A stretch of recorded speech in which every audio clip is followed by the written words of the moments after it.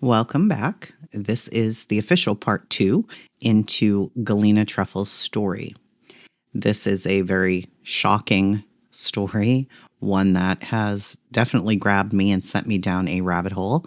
I strongly recommend you pause and watch part 1 first. But for those who want a refresher, and we'll go back after, Galina Trefil claims her father, Dr. John Trefil, has confessed to being a prolific serial killer who operated primarily in California during the late 60s and beyond. In part 1, we examined her very first statement and the questions that they raised. But just as I was getting ready to start recording this, the Mendocino County Sheriff's Office released an official statement addressing Galina's claims. They confirmed that they have been investigating these allegations since January of 2023. According to their statement, detectives have collected DNA evidence from John, examined recordings of his alleged confessions, reviewed his journals, and even searched a property in Comanche, California, where Galina claimed multiple victims were buried. I have shared the full details of that statement in another video just before this one. And it just adds another layer to this already very complex case. Let's look at both this statement and what Galina provided just a couple of days ago. So this will be in order of the statements that Galina is making. In her own words, she describes the origins of what she claims was her father's descent into serial murder. In 1965, my parents ended their first marriage. John called this the catalyst for his killing spree to get out of control, the reason that it became the norm. My mom, Candy, moved from Illinois to the Bay Area. She was a talented singer and artist, heralded by the Rolling Stone potentially to be the next Janis Joplin. She was also well known as the posh bimbo nightclub's girl in the fishbowl. The number of celebrities that she rubbed elbows with is staggering. So in that portion, Galina is telling us about the failed marriage and her mother's rising fame in the late 60s San Francisco music scene. And this timeline would place these events during a particularly infamous period in the Bay Area history. It's the same era where the Zodiac Killer was active. This context is crucial to understand the claims that follow. In 1968 and 69, her photograph was published internationally. She received a tremendous amount of articles written about her, including by the San Francisco Chronicle, wherein she was interviewed. John was insanely jealous and felt extremely competitive about the increasing attention she was getting. At the time, John was an Illinois medical student living in his mother's basement with lackluster grades and a major alcohol problem. So those details paint a picture of a troubled man with access to medical knowledge, a common profile element in several serial killers, and we now have documentation confirming that John C. Trefil was indeed a student at the University of Illinois Medical Center. As you see, his student ID shows he was born December 16, 1939. The medical background is particularly significant as it indicates potential knowledge of anatomy and perhaps access to drugs that could be used to subdue the victims. And what's more disturbing is that John eventually became a psychiatrist who worked in San Quentin and other correctional facilities. So this means he not only had medical training, but ultimately gained authorized access to incarcerated individuals, a position of significant power and trust. He routinely took flights from Illinois to California, specifically to stalk Candy, debating on whether or not he should kill her. Meanwhile, on these trips, he killed other people in the Bay Area. Sometimes he would stay with his friend and fellow former asylum patient at the Illinois State Psychiatric Institute, Michael Fries. John also says he had a room that he rented on Stanyan Street and at another point, one in the Presidio district. For several months in either 68 or 69, John worked with autistic children at the Langley Porter Institute. It was around that time that he discovered rural and secluded Mendocino County and decided on it to use for his principal killing ground. Most of the victims were not actually from Mendocino County, but abducted and or sedated elsewhere. Because they were not local, he knew that the people of Mendocino County would have no idea what was going on right under their noses. In order to verify some things, Galina does post some articles about her mother. This newspaper article here from the late 60s confirms multiple elements of Galina's story about her mother. Candy is described here as a politically active woman traveling to the Democratic Convention in Chicago to protest war and violence. The article states that she's 28 years old, blonde, and notably describes her as having a distinctive appearance that draws attention. People stop in their cars to take pictures of her. And she mentions getting terribly tired and awfully discouraged during the long days of her political activism. The timing aligns with Galina's accounts. This appears to be from 1968, precisely when she claims her father was becoming increasingly jealous of her mother's growing public profile. The article even mentions Candy's plan to return to California to pursue her master's degree, confirming the bicoastal element of this story. Of the posse assembled over the years to bring John Trefil to justice, not all want their identities to be made public at this time. Perhaps this will be a shock to some, but the vast majority of the posse is female. Women that have, for no pay or reward, dedicated themselves to battling wits and wills with a serial killer in an effort to recover the dead. John prefers this dynamic because he is very uncomfortable with, even afraid of, men. One posse member that is comfortable with being known is Kelly Arnold. Kelly is one of the strongest, most decent and badass women that a person could ever encounter. She's an author, has a degree in psychology, and has worked this case for about 5 years now. She is jaw-dropping fantastic at research and in so many ways has been my right hand. A year ago, Kelly flew halfway across the country to interview John in person and walk some of the crime scenes.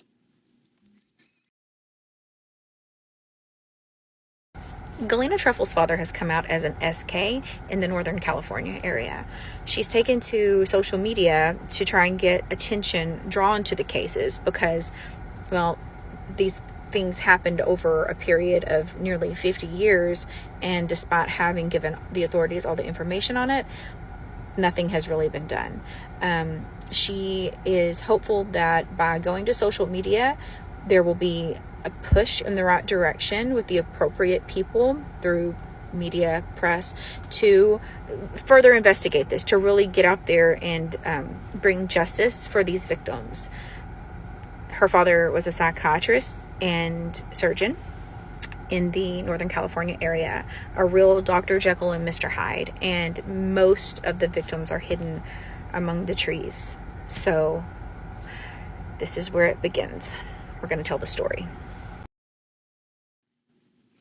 Kelly is writing a book about him, which he gives his full blessing to, and I absolutely trust that it will be done with sensitivity, kindness, and caring for the dignity of the victims and their families. As she has access to John's unredacted diaries and will be using quotes from them in a book, I really think she'll just plain knock this case out of the park. The mention of Kelly having unredacted diaries is interesting.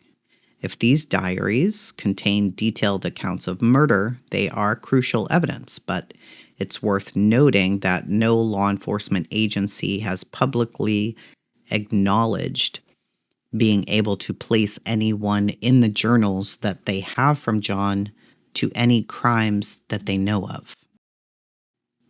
Because she's a psychology major, John gave her information regarding how victims were tortured that he was thus far unwilling to give me.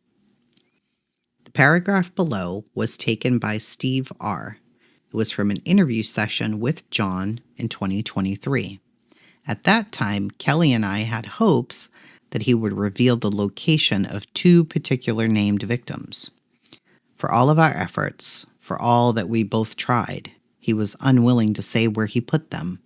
One particular body he's decided to hold on to come hell or high water.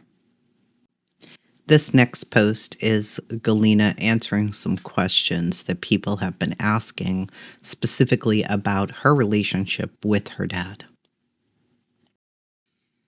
There is a good deal of speculation going on about what kind of father he was, specifically in light of so many photographs of me smiling with him. Growing up, I loved my father very much. He terrified me, but he was all I had, and I loved him. Yes, I could talk about the time that he almost threw me off a cliff beside the Albion Bridge when I was 4 or 5 years old. I could talk about him having me babysat by a member of the Children of God cult around the same age. I could talk about a lot of things, but my abuse is not what the victims' families need to hear about. I only intend to share the things regarding John as a father that are, as the following information is, relevant to the case. So my parents split up when I was 7. My mother, Candy, suffers from mental illness, for which she was at least twice institutionalized, once in the same mental hospital, ISPI, wherein John himself was a patient. During her mental illness episode, Candy would often become violent. One day she kicked me in the spine and dragged me across a field by my hair.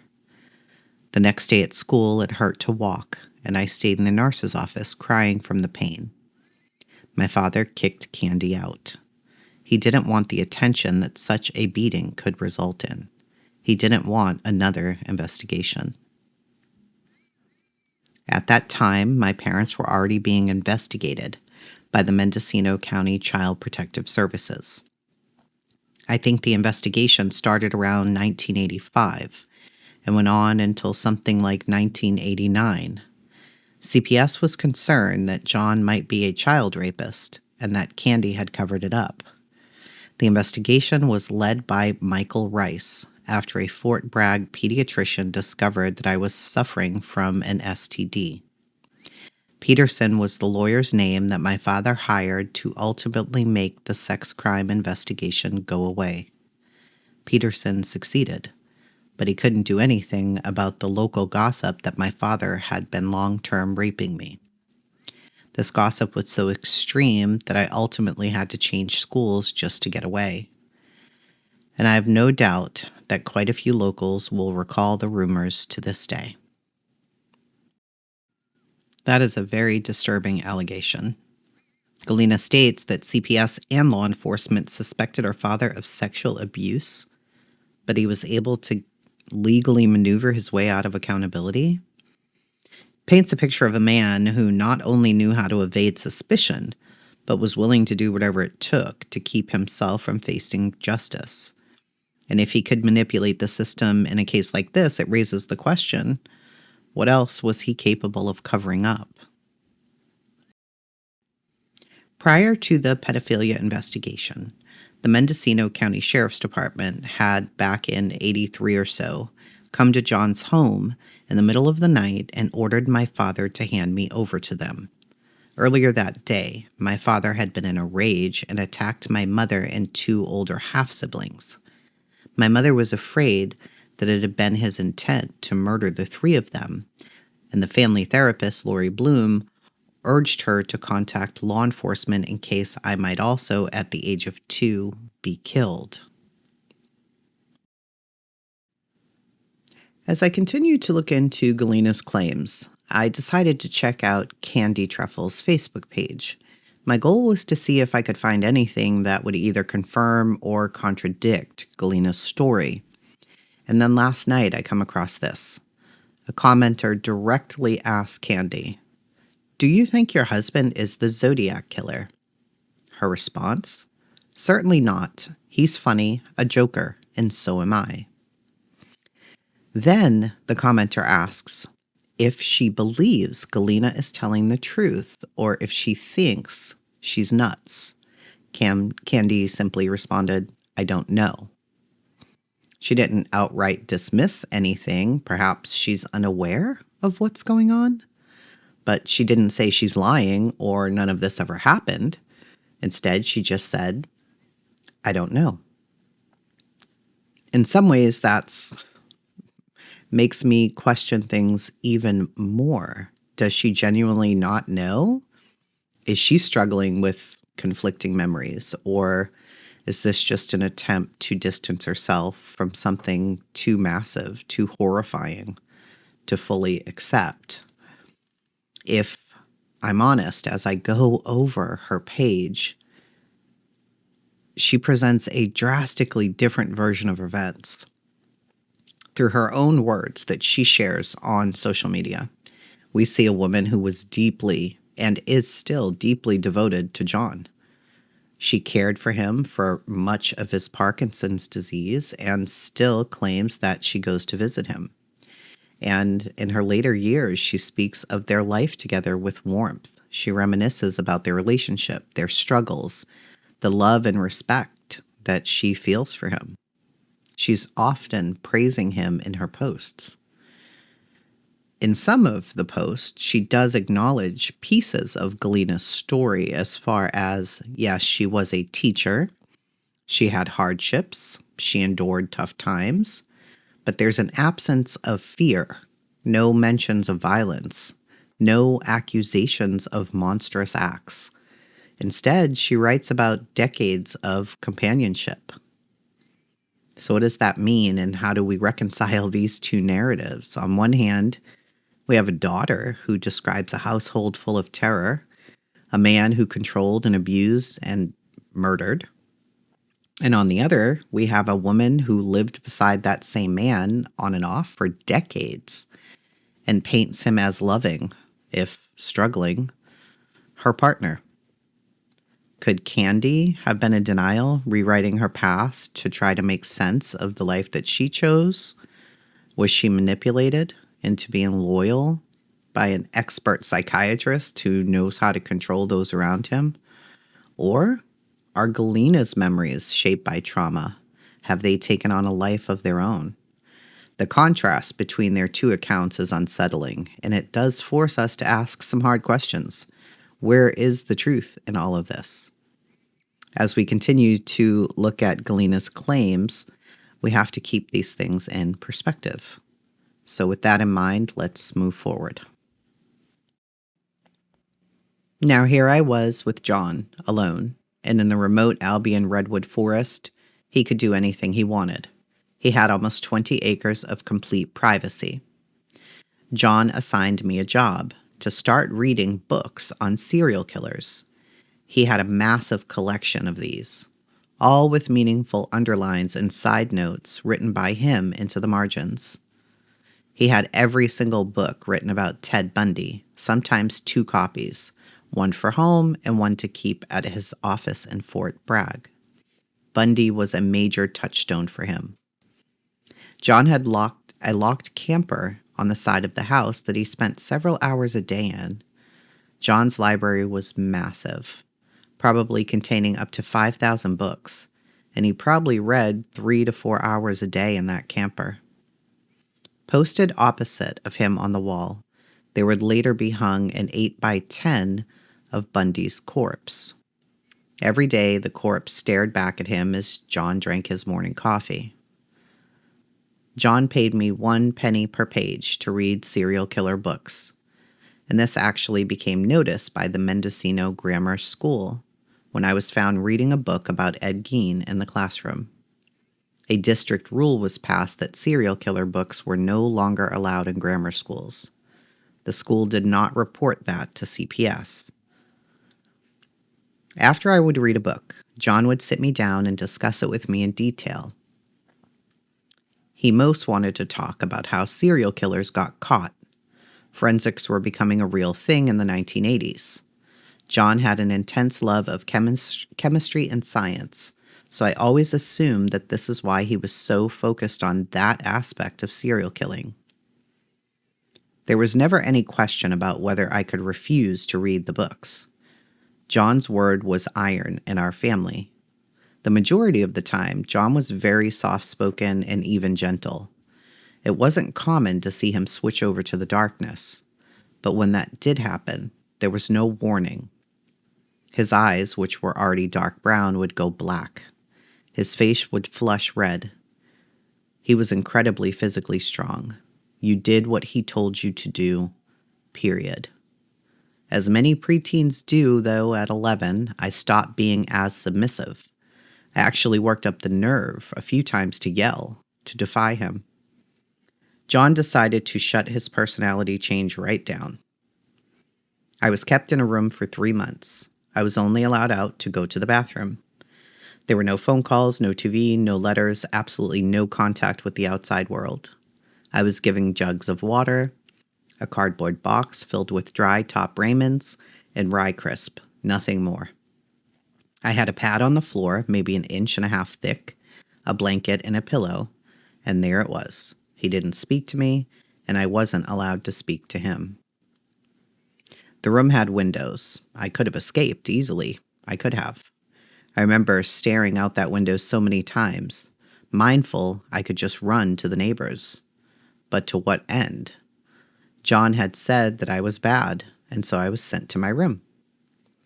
I was high-functioning autistic and took everything very literally. I'd seen on TV so many times that sending a kid to their room was okay. So John keeping me in this room, eating crackers and drinking water had to be okay on some level, what I deserved for arguing back.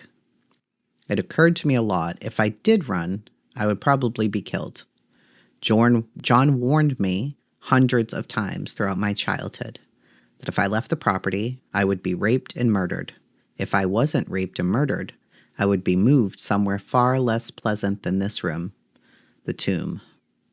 Technically, it was a fallout shelter that John had designed and built after reading something similar belonging to a fellow Mendocino County serial killer, Leonard Lake. John hired a local contractor, John Shandle, to help build it, paying him under the table. He moved in a homeless handyman named Frank Laws and his wife Sharon also to help build. John later implied that he murdered Frank and Sharon, but then went back on that implication. The tomb was underground.